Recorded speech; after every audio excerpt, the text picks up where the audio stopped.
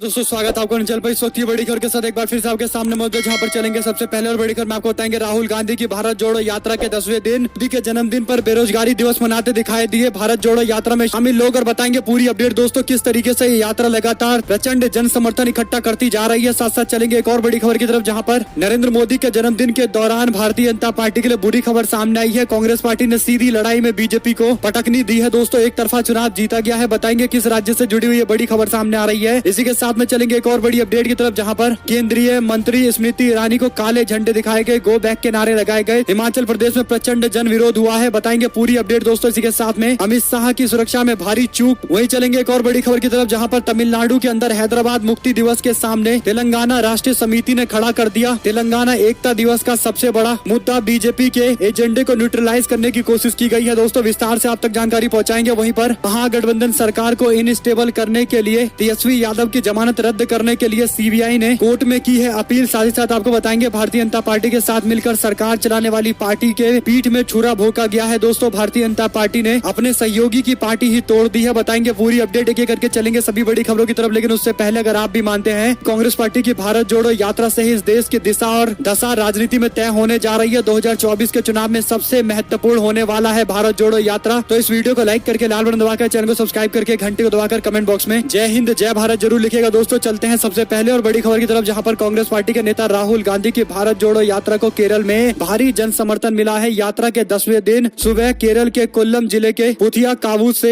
यात्रा आगे बढ़ी है। यात्रा में भारी भीड़ देखने को मिली है। राहुल गांधी के साथ में भारत जोड़ो यात्रा के दौरान चेप्पड़ और अलापूजा में पार्टी कार्यकर्ताओं का आम जनता ने जमकर स्वागत किया है दोस्तों। राहुल गांधी ने इस दौरान कहा कि पिछले कुछ सालों से उन्होंने भारतीय जनता पार्टी ने नफरत और गुस्से का माहौल देश के अंदर पैदा कर दिया है। जिस चीज को ये बढ़ावा दे रहे हैं वो हमारे देश के डीएनए में नहीं है। राहुल गांधी वायनाड से सांसद है दोस्तों, और वो राज्य में पकड़ मजबूत करने के लिए भी लगातार पार्टी संगठन को एकजुट करने की भी अपीलें कर रहे हैं। आपको बता दें कि राहुल गांधी के साथ सैकड़ों कांग्रेस पार्टी के कार्यकर्ता यात्रा में चल रहे हैं, और इस दौरान जनता से मिल रहे जन समर्थन को लेकर काफी ज्यादा उत्साह देखने को मिल रहा है। वहीं पर एक और बड़ी अपडेट ये है कि रात में राहुल गांधी ने चेप्पड़ में मीटिंग को संबोधित किया है दोस्तों। पब्लिक मीटिंग को संबोधित किया गया है, जिसके बाद एनटीपीसी ग्राउंड हरिपद में राहुल गांधी रुक रहे हैं और आज फिर से उनकी यात्रा शुरू होने वाली है। तो कुल मिलाकर ये 10वें दिन का पूरा कार्यक्रम राहुल गांधी का था। भीड़ में बिल्कुल भी कमी देखने को नहीं मिली, यहाँ तक कि लोगों में और ज्यादा उत्साह देखने को मिला प्रधानमंत्री का, क्योंकि जन्मदिन था। देश के युवा राष्ट्रीय बेरोजगारी दिवस मना रहे थे, और यही बड़ा कारण था कि राहुल गांधी की यात्रा के दौरान जगह जगह लोग बेरोजगारी यात्रा मना रहे थे दोस्तों। और राहुल गांधी ने कई लोगों की फोटो भी खींची है सोशल मीडिया पर, उन्होंने वीडियो भी जारी किया है। साथ साथ आपको बता दें कि राहुल गांधी ने कहा कि 8 चीते तो आ गए, अब ये बताइए कि 8 साल में 16 करोड़ रोजगार क्यों नहीं आए। युवाओं की ललकार लेकर रहेंगे रोजगार। राष्ट्रीय बेरोजगार दिवस पर राहुल गांधी की तरफ से ये ट्वीट किया गया है। वहीं आपको बता दें कि राहुल गांधी ने जो तस्वीरें साझा की है दोस्तों, उसमें लोग अपनी डिग्रियां दिखा रहे हैं और बता रहे हैं कि कैसे उन्हें बेरोजगार बना दिया गया है सोची समझी साजिश के तहत। यानी मोदी सरकार के शासनकाल में रोजगार सबसे बड़ा मुद्दा रहा है, और भारतीय जनता पार्टी पूरी तरीके से फेल रही है। राहुल गांधी की इस यात्रा के दौरान जो बेरोजगार निकलकर सामने आ रहे हैं और लगातार भाजपा सरकार का विरोध कर रहे हैं, उस पर गोदी मीडिया की नजरें नहीं पहुंची, लेकिन राहुल गांधी ने ट्वीट करके गोदी मीडिया को चर्चा करने पर मजबूर भी कर दिया है। साथ ही साथ आपको बता दें कि प्रधानमंत्री मोदी का जन्मदिन एक और भारतीय जनता पार्टी मना रही थी, और दूसरी तरफ बीजेपी के लिए काफी बुरी खबरें सामने आई है दोस्तों। केंद्र शासित प्रदेश लद्दाख को स्वायत्ता पर्वतीय विकास परिषद यानी लद्दाख ऑटोनॉमस हिल डेवलपमेंट काउंसिल, जो एक तरीके की गवर्नेंस बॉडी है दोस्तों, यानी धारा 370 हटने के बाद जम्मू कश्मीर और लद्दाख को 2 अलग अलग हिस्से में बांटा गया था। जम्मू कश्मीर के अंदर केंद्र शासित प्रदेश के साथ साथ असेंबली दी गई थी, यानी वहाँ पर अपनी विधानसभा सरकार बनाने के लिए इस्तेमाल की जाएगी। विधानसभा से ही मुख्यमंत्री बनाए जाएंगे, जैसा कि दिल्ली में सिस्टम है। लेकिन लद्दाख को केंद्र शासित प्रदेश जरूर बनाया गया, लेकिन वहाँ पर किसी तरीके की कोई असेंबली कोई विधानसभा नहीं दी गई दोस्तों, जिसके बाद लद्दाख ऑटोनॉमस हिल काउंसिल वहाँ पर सरकार की तरह काम करती है, और इसके चुनाव हुए हैं जिसमें भारतीय जनता पार्टी के उम्मीदवार को करारी शिकस्त का सामना करना पड़ा है। आपको बताते चले कि जो चुनावी नतीजे सामने आए वो ये कि लद्दाख परिषद के उपचुनाव में कांग्रेस पार्टी के प्रत्याशी तासी टुडू की तरफ से भारतीय जनता पार्टी के प्रत्याशी को 273 वोटों के अंतर से चुनाव हराया गया है। वहीं पर जयराम रमेश ने इस पर ट्वीट करते हुए लिखा है GNA टेक नोट, यानी गुलाम नबी आजाद, इस पर ध्यान दीजिए। फिलहाल के अंदर जम्मू कश्मीर के चुनाव की आहट के बीच में गुलाम नबी आजाद ने कांग्रेस पार्टी जरूर छोड़ दी है, लेकिन जम्मू कश्मीर से ही पहले जुड़े रहने वाले लद्दाख ने जो नतीजे दिए हैं ये साफ तौर पर गुलाम नबी आजाद को तगड़ा झटका है दोस्तों। और जयराम रमेश इसीलिए गुलाम नबी आजाद पर तंज कसते हुए ध्यान देने के लिए कह रहे हैं। आपको बता दें कि ये सीट इसलिए भी महत्वपूर्ण थी क्योंकि सीट पर भारतीय जनता पार्टी ने अपनी पूरी ताकत ताकत लगा दी थी। पाक के सांसद को मैदान में उतार दिया गया था, वो जगह जगह घूमकर प्रचार प्रसार कर रहे थे, लेकिन अंततोगत्वा नतीजे कांग्रेस पार्टी के पक्ष में आए हैं और वो भी प्रधानमंत्री मोदी के जन्मदिन के दौरान। दोस्तों आप लोग समझ सकते हैं कि क्योंकि लद्दाख के अंदर अपनी असेंबली नहीं है, विधानसभा नहीं है, तो ये सीट एक विधायक की सीट इतनी मायने रखती है और इसीलिए ये बहुत बड़ी खबर थी। साथ ही साथ चलते हैं एक और बड़ी अपडेट की तरफ, जहां पर स्मृति ईरानी पहले सिलेंडर लेकर माथे पर महंगाई के खिलाफ जोरदार हंगामा करती थी और जमकर विरोध करते हुए सड़कों पर उतर जाती थी दोस्तों। लेकिन अब देश भर के अंदर सिलेंडर के दाम बढ़ने के बावजूद स्मृति ईरानी ना तो सिलेंडर के बढ़े हुए दाम पर कुछ बोलती है, ना बेरोजगारी पर, और ना ही भारतीय जनता पार्टी के नेताओं के द्वारा महिला शोषण किए जाने पर कोई बयान देती है। और ऐसे में स्मृति ईरानी हिमाचल प्रदेश में भारतीय जनता पार्टी के पक्ष में माहौल बनाने के लिए पहुंची थी। आपको बता दें कि हिमाचल प्रदेश के रामपुर पहुंची केंद्रीय मंत्री स्मृति ईरानी के खिलाफ कांग्रेस पार्टी कार्यकर्ताओं ने गो बैक के नारे लगाकर जमकर विरोध किया। कांग्रेस पार्टी कार्यकर्ताओं ने तेल, गैस, खाद्य सामग्री के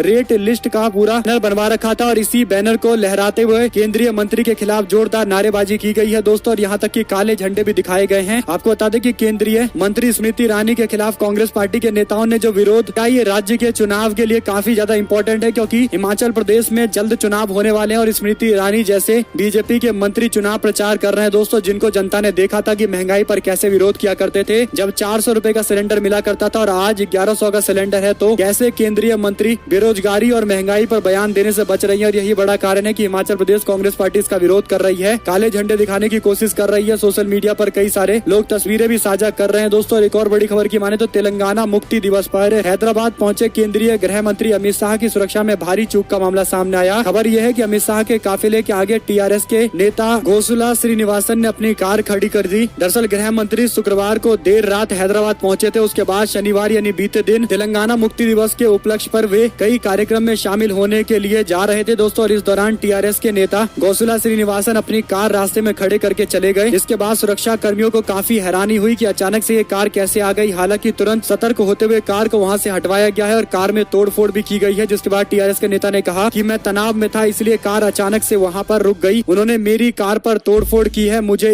इसके लिए मैं पुलिस अधिकारियों से इस मसले पर बात करूंगा और आगे कार्रवाई भी करूंगा। साथ ही साथ दोस्तों एक और बड़ी खबर यह है कि हैदराबाद मुक्ति दिवस के नाम पर भारतीय जनता पार्टी असदुद्दीन ओवैसी की पार्टी और केसीआर की पार्टी को एक पार्टी बताकर राज्य के अंदर जैसी राजनीति करना चाहती है और यही बड़ा कारण है कि हैदराबाद मुक्ति दिवस मनाया जा रहा है दोस्तों। हालांकि टीआरएस पार्टी की तरफ से इस चाल को पहले ही समझ लिया गया है और टीआरएस ने ऐलान किया है कि वो हैदराबाद मुक्ति दिवस नहीं बल्कि एकता दिवस के तौर पर राज्य के अंदर समारोह करेंगे दोस्तों। और यही बड़ा कारण रहा कि केसीआर के पार्टी के नेताओं ने एक एक जगह जाकर नेताओं से मुलाकात की है, जनता से मुलाकात की है और सभी जिला मुख्यालय पर ध्वजारोहण किया गया है। मुख्यमंत्री केसीआर ने तेलंगाना राष्ट्रीय एकीकरण दिवस के नाम से इस समारोह को मनाया है। आपको बता दें कि बीजेपी के नेताओं के निशाने पर सीधे असदुद्दीन ओवैसी और केसीआर थे। केसीआर पर मुस्लिम तुष्टीकरण का आरोप बीजेपी के लोग लगा रहे हैं दोस्तों। हालांकि एकीकरण के नाम से जो ये दिवस मनाया जा रहा है, केसीआर समझ रहे हैं कि भारतीय जनता पार्टी शब्दों की उलटफेर कर रही है। हैदराबाद मुक्ति दिवस का नाम देकर ये साबित करना चाहती है कि केसीआर की पार्टी मुस्लिम तुष्टीकरण करती है। हालांकि केसीआर और उनकी पार्टी टीआरएस भी पूरी तरीके से तैयार है काउंटर करने के लिए। एक और बड़ी खबर यह है कि बिहार में जब से बीजेपी की सरकार गई है दोस्तों, तब से तरह तरह के हथकंडे अपनाए जा रहे हैं। राज्य सरकार को इनस्टेबल करने के लिए बिहार के डिप्टी सीएम तेजस्वी यादव को आईआरसीटीसी घोटाले में दी गई जमानत को रद्द करने के लिए सीबीआई दिल्ली के स्पेशल कोर्ट पहुंच गई है दोस्तों। सूत्रों की माने तो सीबीआई ने तेजस्वी यादव की ओर से एक प्रेस कॉन्फ्रेंस में सीबीआई अधिकारियों को धमकी देने के मामले को लेकर ये याचिका लगाई है। सीबीआई ने कहा कि तेजस्वी यादव की जमानत रद्द की जाए क्योंकि उन्होंने जमानत की शर्तों का उल्लंघन किया है। सीबीआई के आवेदन पर स्पेशल कोर्ट की जज गीतांजलि गोयल ने तेजस्वी यादव को नोटिस जारी करते हुए जवाब मांगा है। तेजस्वी यादव को जवाब देने के लिए 28 सितंबर तक का समय दिया गया है। इसके बाद आगे की कार्रवाई की जाएगी। लेकिन ये बात तय है कि 2024 के चुनाव की जो रास्ते निकलकर सामने आएंगे वो बिहार से ही निकलेंगे दोस्तों। और यही बड़ा कारण है कि बिहार में इतना बड़ा महागठबंधन बन जाना बीजेपी के लिए खतरे की घंटी से कम नहीं है। और सीबीआई का ये खेल बिहार में शुरू कर दिया गया है। इससे पहले कई जगह छापेमारी की गई थी और अब तेजस्वी यादव को वापस जेल भेजने की तैयारी के लिए कोशिशें की जा रही है। वहीं आपको बता दें कि आम आदमी पार्टी के एक और नेता अमानतुल्लाह खान के खिलाफ बड़ी कार्रवाई करते हुए गिरफ्तार किया गया है दोस्तों। और ऐसे में आम आदमी पार्टी के शीर्ष नेताओं पर पिछले कुछ दिनों से लगातार जांच एजेंसियों की कार्रवाई हो रही है। आम आदमी पार्टी के विधायक अमानतुल्लाह खान पर शुक्रवार को एंटी करप्शन ब्यूरो की कार्रवाई के बाद पार्टी के राष्ट्रीय संयोजक और दिल्ली के मुख्यमंत्री अरविंद केजरीवाल ने भाजपा पर निशाना साधा। उन्होंने कहा कि अभी और भी कई विधायकों को गिरफ्तार किया जा सकता है। आम आदमी पार्टी के संयोजक ने कहा कि लगता है कि गुजरात को लेकर बहुत ज्यादा तकलीफ बीजेपी को हो रही है, लेकिन हम गुजरात के अंदर अपनी चुनावी अभियान को इसी तरीके से जारी रखेंगे। आदि पार्टी पर की जा रही इस तरीके की कार्रवाई को दोस्तों आप लोग किस तरीके से देखते हैं, लिखकर जरूर बताएगा। साथ साथ एक और बड़ी खबर यह है कि जननायक जनता पार्टी जो भारतीय जनता पार्टी के साथ में मिलकर हरियाणा में सरकार चला रही है, उसी पार्टी के अंदर बीजेपी ने फूट डलवा दी है। दोस्तों हरियाणा के अंदर भारतीय जनता पार्टी और जननायक जनता पार्टी के गठबंधन को लेकर सियासी चर्चाएं तेज हो गई है। गुरुग्राम में जननायक जनता पार्टी के करीब 150 कार्यकर्ताओं ने भारतीय जनता पार्टी में शामिल होने के बाद गठबंधन में तलखियों को और ज्यादा बढ़ा दिया है। जननायक जनता पार्टी के संस्थापक सदस्य और उप मुख्यमंत्री दुष्यंत चौटाला के विशेष सचिव रहे मुकेश चौहान समेत करीब 150 जननायक जनता पार्टी कार्यकर्ताओं ने गुरुग्राम के अंदर भारतीय जनता पार्टी में एंट्री ले ली है। इसे राज्य के सियासी गलियारे में सामान्य राजनीतिक घटनाक्रम नहीं माना जा रहा है, क्योंकि भाजपा ने अपनी सरकार में सहयोगी जननायक जनता पार्टी के कार्यकर्ताओं को जिस तरीके से अपनी पार्टी भाजपा में शामिल कराया है, उसे देखकर लग रहा है कि भविष्य में दोनों दलों के बीच में दूरियां कम नहीं होंगी और ज्यादा बढ़ेंगी। और एक तरीके से इंडिकेशन दिया जा रहा है, यानी दोस्तों जिसके साथ बीजेपी सरकार चला रही है, उप मुख्यमंत्री का पद भी दे रखा है, उसी नेता की पार्टी में इस तरीके की सेंधमारी की जा रही है, यानी जिस थाली में खा रहे हैं उसी में छेद भी कर रहे हैं। आप लोग इसे किस तरीके से समझते हैं, लिखकर जरूर बताएगा। और एक और बड़ी अपडेट ये है कि गुजरात के अंदर क्या क्रांति की नई कहानी लिखने वाली है। दोस्तों गुजरात के अंदर भारतीय जनता पार्टी सरकार से परेशान लगभग हर वर्ग है। गुजरात के सड़कों पर क्रांति करवट ले रही है। आंदोलनकारियों ने गांधीनगर के अंदर गुजरात सरकार का सचिवालय घेर लिया है। गोदी मीडिया के अंदर भारतीय जनता पार्टी के लिए गुजरात का चुनाव जितना सुहाना दिखाया जा रहा है दोस्तों, वो उतना ही ज्यादा मुश्किलों भरा चुनाव होने जा रहा है। गुजरात में कई सरकारी कर्मचारी ग्रेड पे और पेंशन की पुरानी योजना को लागू करने के मुद्दे पर आंदोलन कर रहे हैं। हालांकि राज्य सरकार ने बातचीत करके सरकारी कर्मचारी संघ के नेताओं को विश्वास दिलाया है, लेकिन गांधीनगर के अंदर अन्य कर्मचारियों, किसानों और पूर्व सैनिकों की नाराजगी प्रकट होती नजर आ रही है। वहीं पर दूसरी ओर प्रदेश के कई शिक्षक बीते दिन मास सीएल पर चले गए हैं, यानी छुट्टी पर चले गए हैं। किए गए समझौते पर शिक्षक असंतोष जाहिर कर रहे हैं। गांधीनगर पुराने सचिवालय में भारी संख्या में कर्मचारी जमा हो गए। कर्मचारियों ने पुरानी पेंशन योजना को लागू करने के लिए नारेबाजी की। भारतीय किसान संघ भले ही राष्ट्रीय स्वयंसेवक संघ का हो और भाजपा का सहयोगी संगठन हो, लेकिन उसको भी अपने संगठन के लोगों से ही लगातार दबाव मिल रहा है दोस्तों। यही बड़ा कारण है कि भारतीय जनता पार्टी सरकार के सचिवालय को घेराबंदी की जा रही है। एक और बड़ी खबर की माने तो भारत के प्रधानमंत्री नरेंद्र मोदी बीते दिन अपना जन्मदिन मना रहे थे और बीजेपी के लोग काफी खुशियां मना रहे थे दोस्तों, लेकिन सोशल मीडिया पर काफी ज्यादा ट्रेंड चल रहा था राष्ट्रीय बेरोजगार दिवस। यहाँ तक कि प्रधानमंत्री मोदी को लेकर happy birthday Modi ji trend कराने वाले लोगों की संख्या 3,80,000 के आसपास थी, जबकि राष्ट्रीय बेरोजगार दिवस मनाने वाले लोगों की संख्या 10,60,000 थी। यानी आप समझ सकते हैं कि लगभग 3 गुना ज्यादा लोग प्रधानमंत्री मोदी के जन्मदिन को नहीं मना रहे थे, बल्कि राष्ट्रीय बेरोजगार दिवस मना रहे थे। आप लोग समझ सकते हैं कि बेरोजगारी का क्या आलम देश के अंदर है। एक और बड़ी खबर की माने तो राहुल गांधी के बाद अखिलेश यादव ने भी देश के अंदर लाए गए चीते पर टिप्पणी करते हुए कहा कि सबको इंतजार था कि चीते दहाड़ेंगे, पर ये तो निकला बिल्ली मौसी के परिवार का। और वीडियो भी शेयर किया गया है अखिलेश यादव के द्वारा। वहीं पर ललन सिंह ने प्रशांत किशोर को बिजनेसमैन बताया। उन्होंने कहा कि बस मार्केटिंग करना जानते हैं प्रशांत किशोर। जेडीयू में शामिल होने की बात पर उन्होंने कहा कि ऐसा कोई प्रस्ताव नहीं है और प्रस्ताव अगर होगा तो उसे खारिज भी कर देंगे, क्योंकि प्रशांत किशोर कोई पॉलिटिकल एनालिस्ट नहीं है बल्कि एक बिजनेसमैन है और बिजनेस के लिए काम करते हैं। भाजपा से उनके अच्छे संबंध है।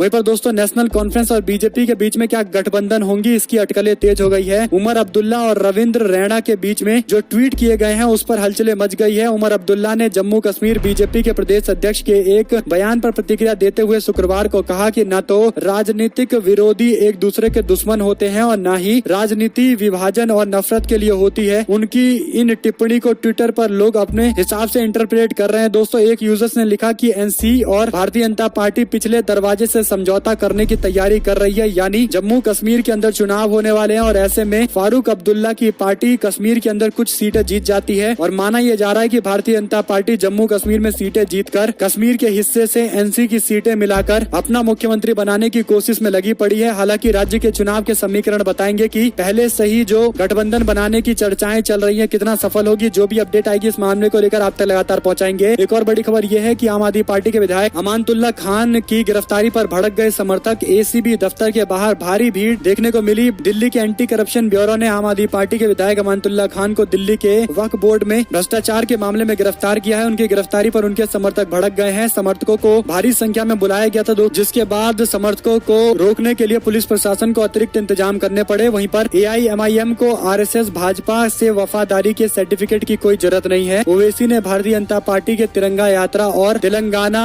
मुक्ति दिवस के मामले पर यह टिप्पणी की है। AIMIM ने राष्ट्रीय एकीकरण दिवस के मुद्दे पर तिरंगा यात्रा निकाली दोस्तों और इस दौरान पार्टी प्रमुख असदुद्दीन ओवैसी ने कहा कि जिन्होंने हैदराबाद पूर्व रियासत की आजादी के लिए एक बूंद पसीना नहीं बहाया हो, वो कैसे मुक्ति दिवस मना सकते हैं। AIMIM के प्रमुख ओवैसी जानते हैं कि उनको निशाना बनाया जाएगा हैदराबाद और पूरे तेलंगाना के चुनाव में, और इसीलिए उन्होंने भारतीय जनता पार्टी को कठोर शब्दों में जवाब दिया है। साथ साथ आपको बता दें कि भारतीय जेलों में हिरासत में बंद 30% से अधिक कैदी मुसलमान है। रिपोर्ट में ये जानकारी दी गई है। राष्ट्रीय अपराध रिकॉर्ड ब्यूरो यानी NCRB ने 2021 के जेल को लेकर स्टैटिस्टिक जारी की है दोस्तों, जिसमें भारतीय जेलों में हिरासत में रखे गए कैदियों में मुस्लिमों की संख्या काफी ज्यादा है। आबादी के अनुपात से दोगुनी है, यानी भारत के अंदर मुस्लिमों की आबादी 14% के आसपास है, लेकिन जेल के अंदर जो कैदी बंद है वो मुस्लिम समुदाय से आते हैं। लगभग 30% उनकी संख्या है। तो आप समझ सकते हैं कि जितनी जनसंख्या है उसके 2 गुने लोगों को कैद में रखा गया है। इसके पीछे कई सारे बड़े कारण है। आप लोग क्या कुछ समझते हैं लिखकर जरूर बताएगा। एक और बड़ी अपडेट की माने तो बीजेपी के लिए काम कर रहे हैं प्रशांत किशोर। बिहार के JDU अध्यक्ष ललन सिंह के आरोप पर प्रशांत किशोर के सहयोगी लोगों ने अपनी नाराजगी जरूर व्यक्त की है, लेकिन इस मामले पर अभी कोई बयान उनकी तरफ से औपचारिक तौर पर सामने नहीं आया दोस्तों। साथ साथ NDTV ने शिवपुरी और श्योपुर के अंदर एक गाँव का दौरा किया है, जहाँ पर दोस्तों चीतों के शोर के बीच में दब गया है काला सच। आसपास के गाँव में घनघोर कुपोषण है, काफी ज्यादा बीमारियां फैली हुई है। इसके बावजूद मीडिया का अटेंशन यहाँ नहीं गया, बल्कि चीता छोड़ने पर पूरे दिन गोदी मीडिया का ध्यान रहा। जबकि NDTV ने ग्राउंड रिपोर्टिंग की तो उनको पता चला है कि आसपास के इलाकों में काफी बुरी हालात है। इसके बावजूद चीता को राजनीतिक इस्तेमाल किया जा रहा है और पूरे देश का गोदी मीडिया उसी में लगा पड़ा है। एक और बड़ी खबर की माने तो भूपेश बघेल के निमंत्रण पर मोहन भागवत के माता कौशल्या के मंदिर जाने पर क्यों बरपा हंगामा। दरअसल दोस्तों पिछले मंगलवार को मोहन भागवत छत्तीसगढ़ के RSS के पदाधिकारियों के साथ राजधानी रायपुर में करीब 23 किलोमीटर दूर चंद्रखुरी शहर के अंदर कौशल्या मंदिर में दर्शन करने गए थे, जिसे भगवान राम की मां को समर्पित एकमात्र मंदिर के रूप में जाना जाता है। बता दें कि मंदिर का जीर्णोद्धार बघेल के नेतृत्व वाली सरकार ने 2021 में किया था। बघेल ने भी 2021 में चंद्रखुरी में अपनी सरकार की दूसरी वर्षगांठ समारोह यहीं आयोजित किया था, और उसके बाद बघेल ने सार्वजनिक रूप से RSS के प्रमुख मोहन भागवत को कौशल्या मंदिर जाने के लिए आमंत्रण किया। भागवत के मंदिर दर्शन करने के बाद CM बघेल ने ट्वीट करते हुए कहा कि हमने मोहन भागवत जी को माता कौशल्या मंदिर के दर्शन के लिए आमंत्रित किया था। मुझे यकीन है कि वहां पहुंचने के बाद उन्हें शांति का एहसास हुआ होगा। उन्होंने मंदिर के नए रूप मां कौशल्या के प्रेम और भांच राम की शक्ति को महसूस किया होगा। इसके साथ ही भूपेश बघेल ने मोहन भागवत को एक गोथान यानी गाय आश्रय और एक स्कूल का दौरा करने के लिए आमंत्रण किया था, जहाँ हाल ही में संस्कृत को अनिवार्य विषय बनाया गया। RSS ने मीडिया के माध्यम से मोहन भागवत को मुख्यमंत्री के निमंत्रण पर आपत्ति व्यक्त की थी। मामले पर अब राजनीति भी देखने को मिल रही है दोस्तों। साथ ही साथ चीन घुस आया तो बुलडोजर क्यों नहीं भेजते अरुणाचल प्रदेश में, क्या डीजल कम पड़ गया है। वारिस पठान ने अजय आलोक के बयान पर तंज कसा है। प्रधानमंत्री मोदी के विदेश नीति को लेकर सवाल खड़े किए गए हैं। इसी के साथ में उत्तराखंड के मंत्री प्रेमचंद के काफिले को काले झंडे दिखाए गए। उत्तराखंड के टिहरी पहुंचे वित्त मंत्री प्रेमचंद अग्रवाल के काफिले को कांग्रेस पार्टी कार्यकर्ताओं ने काले झंडे दिखाकर विरोध प्रदर्शन किया। इसके चलते कांग्रेस पार्टी कार्यकर्ता और पुलिस के बीच में धक्का मुक्की भी देखने को मिली। पुलिस के समझाने बुझाने के बाद कार्यकर्ताओं को जैसे तैसे वहां से हटाने की कोशिश की गई। प्रधानमंत्री मोदी के जन्मदिन समेत कई सरकारी समारोह में प्रतिभाग लेने के लिए टिहरी पहुंचे राज्य के वित्त, शहरी विकास और जिला के प्रभारी मंत्री प्रेमचंद अग्रवाल को टिहरी के अंदर कांग्रेस कार्यकर्ता काले झंडा दिखाते नजर आए। राज्य के अंदर भर्ती घोटाले से आक्रोशित कार्यकर्ताओं ने वित्त मंत्री के खिलाफ खूब नारेबाजी की है। वहीं दोस्तों तेलंगाना के मंत्री T रामाराव ने गृह मंत्री अमित शाह पर किया करारा हमला। बोले बांटने का रौब जमाने की कोशिश कर रहे हैं, लेकिन तेलंगाना में ये राजनीति नहीं चलेगी। हम तेलंगाना के अंदर तेलंगाना राष्ट्रीय एकीकरण मना रहे हैं और यही बड़ा कारण है कि बीजेपी के लोगों को बुरा लग रहा है, लेकिन भाजपा जो राजनीति चाहती है वो हम करने नहीं देंगे। एक और बड़ी खबर दोस्तों ये है कि प्रधानमंत्री मोदी के बर्थडे पर कांग्रेस पार्टी के कार्यकर्ताओं ने मांगी भीख, बीजेपी के जिला अध्यक्ष ने देने से मना कर दिया। प्रधानमंत्री नरेंद्र मोदी का जन्म दिवस बीजेपी कार्यकर्ताओं ने जहां पर खून देकर मनाया, वहीं पर कांग्रेस कार्यकर्ताओं ने भीख मांगकर इसे बेरोजगारी दिवस के रूप में मनाया। कार्यकर्ताओं ने भीख मांगकर 478 रूपए जुटाए तो प्रधानमंत्री को पैसे भेजे गए दोस्तों। वहीं पर भाजपा के महानगर के जिला अध्यक्ष ने कांग्रेस पार्टी कार्यकर्ताओं को भीख मांगते हुए देखा, लेकिन उन्हें पैसा नहीं दिया है। साथ ही साथ MA हिंदी फल वाला, BSc नारियल वाला। प्रधानमंत्री मोदी के जन्मदिन पर कांग्रेस पार्टी ने कुछ इस तरीके से बेरोजगारी दिवस मनाया है। उत्तर प्रदेश से जुड़ी हुई बड़ी खबर सामने आ रही है दोस्तों। साथ ही साथ बिहार की राजनीति में बीजेपी को पूरी तरीके से गच्चा दे चुके नीतीश कुमार अब उत्तर प्रदेश की राजनीति में सक्रिय होने की तैयारी कर रहे हैं। उत्तर प्रदेश के फूलपुर या मिर्जापुर से चुनाव लड़ने के लिए नीतीश कुमार की तैयारी कुछ जोरों शोरों से चल रही है। इस मामले पर एक सवाल मीडिया वालों ने JDU के प्रदेश अध्यक्ष से पूछा। उनसे पूछा गया कि क्या मुख्यमंत्री नीतीश कुमार की इच्छा ये है कि लोकसभा का चुनाव मिर्जापुर या फिर फूलपुर से लड़ा जाए, तो ललन सिंह ने कहा कि मुख्यमंत्री जो चाहेंगे वो उनकी इच्छा पर डिपेंड डिपेंड करेगा। अगर वो चाहेंगे उत्तर प्रदेश से लड़ना है तो बिल्कुल उत्तर प्रदेश से लड़ेंगे और हमें ऑफर भी मिल ही रहे हैं उत्तर प्रदेश राज्य से चुनाव लड़ने के लिए। दोस्तों ऐसे में आप समझ सकते हैं कि नीतीश कुमार अपने हिसाब से बड़ी तैयारी कर रहे हैं 2024 के चुनाव को लेकर। उनकी रणनीति अचानक से निकलकर सामने आएगी और भाजपा के लिए वही सबसे बड़ा चुनौती बन जाएगा। और यही बड़ा कारण है कि बिहार के अंदर नीतीश कुमार को उलझाने के लिए सीबीआई ईडी का इस्तेमाल किया जा रहा है। जो राजनीतिक टीकाकार भी समझ रहे हैं कि कहीं न कहीं नीतीश कुमार सबसे बड़ा थ्रेट बीजेपी के लिए है। वहीं शिवपाल यादव का ऐलान, कहा अपने बल पर निकाय के चुनाव लड़ेंगे। प्रगतिशील समाजवादी पार्टी ने समाजवादी पार्टी से अलग होने के बाद ये बड़ा ऐलान किया। दोस्तों वहीं पर प्रधानमंत्री मोदी को देश के बेरोजगार नौजवानों की चिंता नहीं है, उन्हें सिर्फ अमित शाह के बेटे जय शाह के रोजगार की चिंता है। कांग्रेस पार्टी की प्रवक्ता सुप्रिया सिनेट ने यह बयान दिया है। वहीं पर वेदांता फॉक्सकॉन के